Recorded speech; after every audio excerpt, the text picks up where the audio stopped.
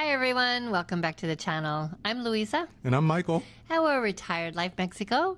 And we want to say thank you for being here. We really appreciate you. We really, really do. And today we're going to talk about what it's like in Mexico to stay in either Airbnbs, hotels, or long-term rentals. Yeah, we have experience in all of those. And we want to let you know, would we stay at which one and why? And we'll give you some examples here in this video, so stay tuned.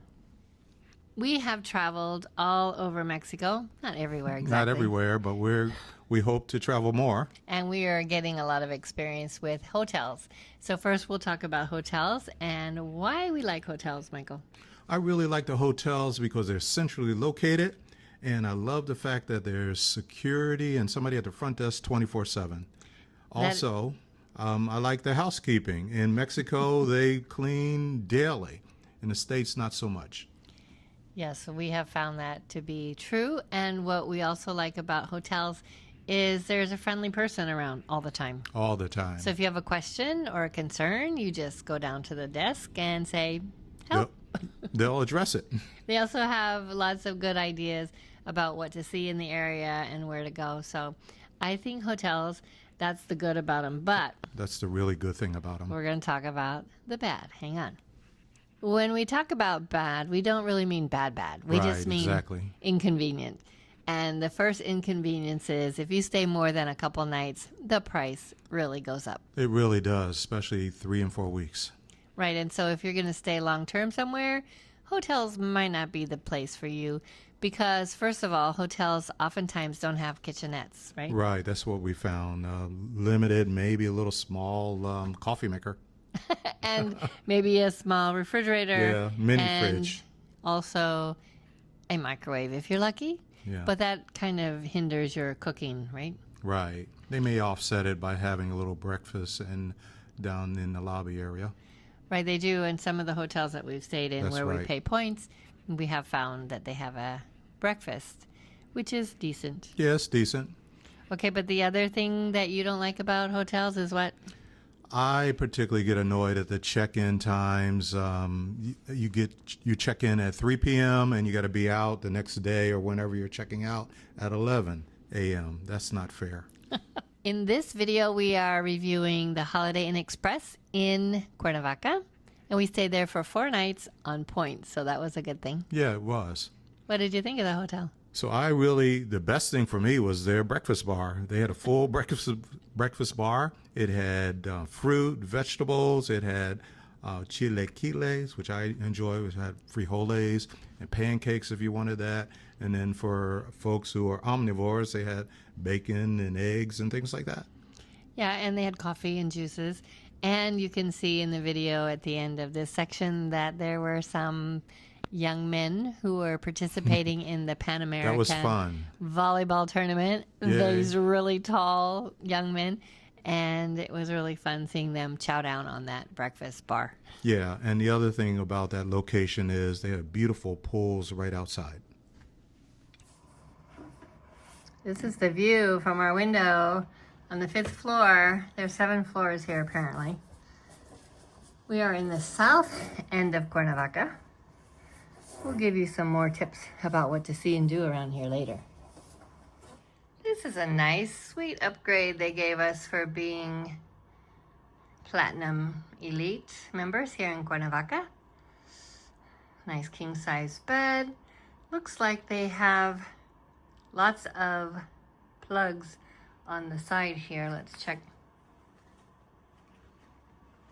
With the alarm clock that we always turn around because it's too bright at night. 2 bed lights and nightstand lights. Only 4 pillows. We're going to have to go ask for some more pillows. There's a nice desk. I'm going to use it to do one of my puzzles while I edit video. Nice mirror. Here's the TV on top of a 3-drawer dresser. And then here is a sofa pull-out bed, I think. But you can see the TV from there. Nice side table. And a coffee table. Speaking of coffee, here is the coffee machine. No, it did not come with the chocolates. I brought those. But it has coffee machine. We do get complimentary breakfast There's a sink, microwave, and yes, this one has a refrigerator. Woohoo! So we'll head to Soriana later, get some soy milk and almond milk. There's the front door. The bathroom is quite spacious, actually. And it has one sink, but a nice counter, long counter. A toilet area. And a walk-in shower. Looks good.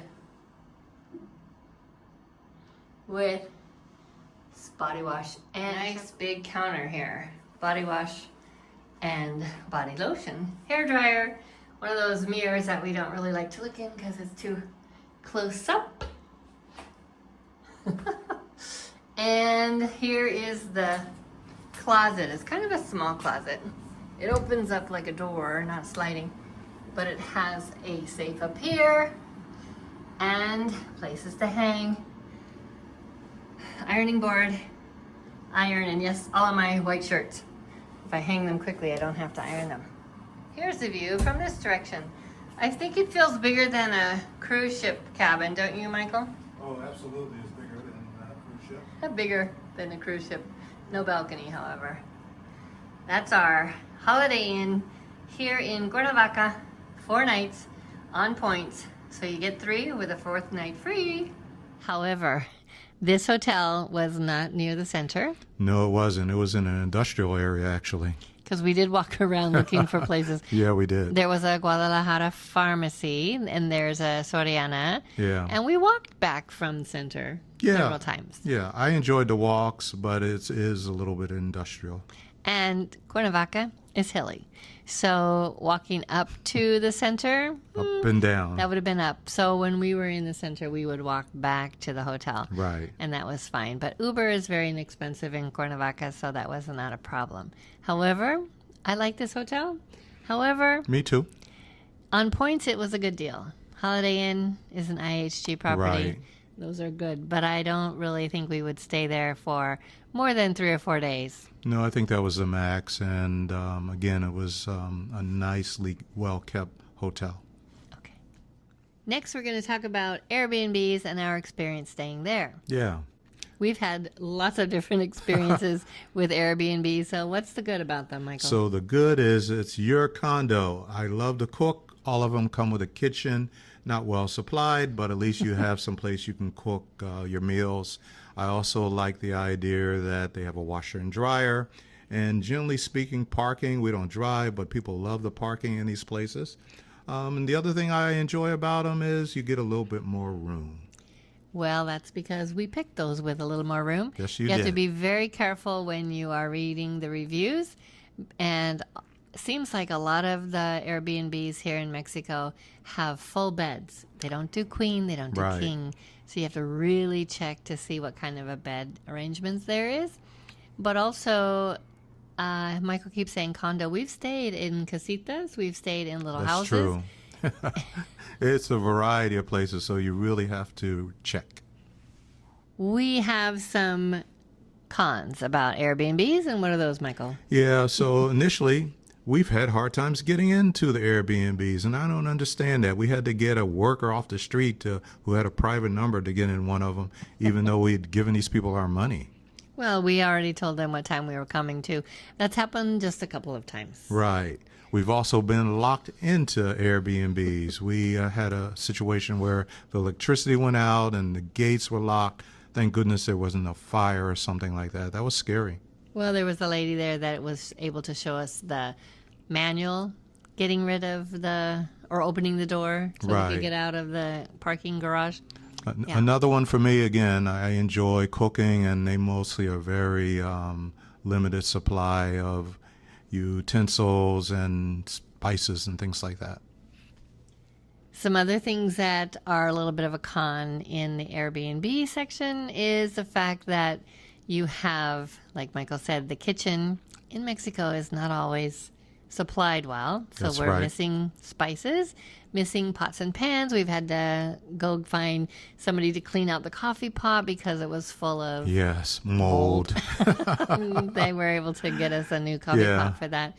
But the biggest thing for me are sometimes the ants. Yeah, the ants, the bugs, and for me, going forward, the fees keep going up with the Airbnbs. Well, and now they are supposed to let us know ahead of time how much the total cost is going to Right. be. I hope they do that. But Airbnbs are less expensive than a hotel stay. Okay, another con about living in Airbnb is oftentimes it's like in a condominium complex, and so there might be people who live above you. Yeah, the last one, there was a whole family. The kids were running day and night, and it's just annoying. Well, especially if you're trying to do videos or study Sleep. or sleep. Sleep. Yeah, because they did sound like they were Yeah, running back and forth, right, back and forth. exactly. That's happened in hotels too. Yeah. So you have to beware. We had a very nice experience in Oaxaca, though, where the homeowner lived nice. on the property, and she would bring us chocolate Yeah, drink breakfast every morning. every morning. She brought breakfast sometimes, but chocolate, Oaxaca chocolate, to drink every morning, which was heaven. So there are some really nice people you meet Yeah, in Airbnbs. yeah. We But it's did have hit or to miss. spray. We had to spray because we're out in the tropics in Oaxaca. Right, there were bugs Rainy out season. there with Yeah. dengue. One of the things that we're kind of struggling with right now is Yes, we we're are. trying to work out the fact that a lot of people don't want us to stay in Airbnbs anymore because of the fact that Airbnbs are taking over the cities where people who live there can't afford Can't to rent. afford it. Yeah. And that's a real thing. So we are looking at supporting more hotels than Right. Airbnbs, and it's going to be a work in progress because we're not really Yeah. sure how that's all going to work. We still like to stay for a month at a time when we visit new cities, but we might Yeah, split we- it up. We want to be good neighbors. Yeah, so we're working on that. So stay with us to find out if that really works out for us. Okay, so Michael, what is the alternative if we're not staying at hotels or Airbnbs? For us, is long-term rentals. Well, we have done that a couple times, and we might have to adjust the way we travel in the future because usually we stay in Puerto Vallarta for 6 months. For 6 months, and then generally speaking, we may have to change and stay 3 to 4 months in other places that we visit. Right, because in Puerto Vallarta we have our long-term rental. We pay $1,500 US a month to stay there, Right? and that's even when we're not there. Yeah, and we have to take a look at that, but right now it fits our budget. Okay, but if we're going to go to like San Miguel de Allende and stay for 3 months, we still have to pay our monthly rate in Puerto Vallarta. Vallarta.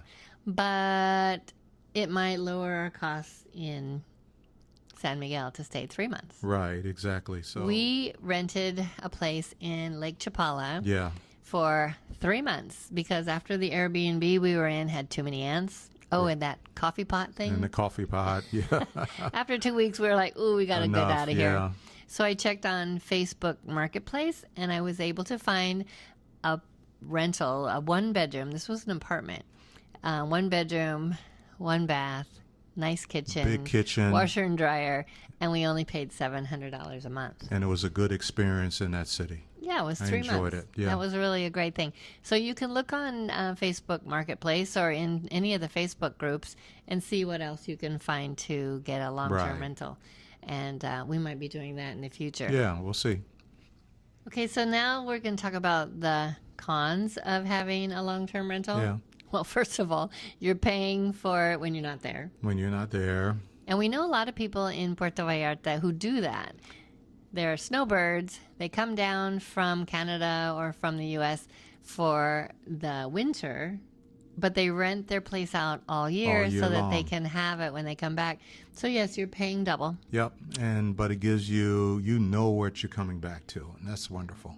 Yeah, we do like that. Yeah. And that's why we have ours in Puerto Vallarta. But we will say that if you're checking out, and we have the video here of a place we checked in San Miguel de Allende, it sounded really great. $800 a month, It sounds great at 800 for sure. and it has some really nice walkways and has a pool. And this had 2 bedrooms and 1.5 baths, I think. And it seemed very quiet. However, you have to be careful because when you're renting from somebody who is a national or a local, somebody who lives there, you need to ask about the terms of the lease. Yeah, be real crystal clear about that. And ask if they're going through a property manager, because then you might need to have other things to prove that you can pay the rent. Yeah, how you're going to pay monthly with these people or yearly or whatever. Yeah, the last one we looked at, which is illustrated here in this video, the gentleman was very nice and he showed us all around, and then he said that the last person who rented it paid for the year up front. And that's $800 a month. That's a lot. Yeah, that's a lot to bring down. And then you have to pay electricity there. Here's the catch, though. Hang on. The catch for this one was he said that he was living in Mexico City. With his father, who's 92. Yes, and not doing very well. So he was his father's caregiver. But as soon as his father passes away, which who knows when that will be, then he will be moving back to the place that he was showing us. And you would be terminated from that place. Right. So when you talk to somebody about a lease and they say, oh, yes, $800 a month for a year, you get a year's lease, be sure to ask what happens after that year. Do I get to renew my lease or what? You have to find another place. In this case, the gentleman would have said, I don't know. I don't know. And then you're kind of stuck. So oftentimes the best deals have a catch. And this place was outside of the center of San Miguel de Allende, but it was close to a bus stop, so you could get on the bus. Good shopping center around the area. Okay, so yes, there is a good shopping center right there, but... Yeah, you're in the suburbs, away from things. Yeah, so you gotta like hanging out at home. And who knows what the Wi-Fi is like there. But there are ways to find long-term rentals. Absolutely. And you have to be sure that you want to stay somewhere for 2 or 3 months at a time, which is why we think hotels are a good way to start and then move into a long-term place. But we're going to give you our overall take on all of these options in the next section, so stay with us. All right, Michael, so let's wrap it up here and talk about your preference. Which would you like to stay in? I'm really leaning toward a hotel, and if the hotel has a kitchenette, that would be wonderful. Okay, but the price goes up extensively? Yes, it does. Or exponentially? Yeah. I like the security. I like the fact that, again, they might have a kitchenette or at least a daily breakfast in the lobby. Okay, and sometimes we pay in points, so that's good. Yeah, that's excellent if we can arrange that part. Or we just earn points by paying for it. Yeah, earn and burn, I think that's the expression that we use. Yeah. But if we don't have the points, we have to earn some. However, the cost is really high in a hotel for a month. Right? Absolutely. And it's not always convenient because you got to go out and eat. Yeah, you have to go out and eat, but generally it's a nice location where we can explore the surrounding area. For me, I do like a hotel. Yes. However, only for short term because they're expensive, and I'm the frugal one.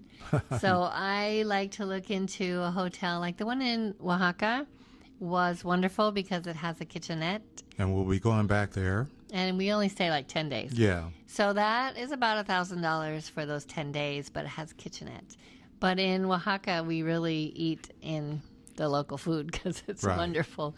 Magnificent. And we like the hotel. It's right downtown, right in the center. Yeah. But for a longer term, we would stay in an Airbnb. Airbnb. Yeah, we still have to do that. And I think we'll look into VRBO. Maybe that's got a little different platform and a little different take on how it affects the economy and the locals. But long-term rentals, we'll look into that too as we find places we might want to hang out like San Miguel de Allende. Okay, Michael, what do you think after all? Well, this is a giant community that we're involved in, so we'd love to hear your experiences, where you stayed, and your recommendations. And if you think this Airbnb issue is an issue, or how would you deal with that? And then, like Michael said, don't forget to like and subscribe. And leave a comment down below. And be sure to stay tuned because we're heading back to San Miguel de Allende and we'll show you some more of the sites. So thanks for being here. Ciao. Hasta luego.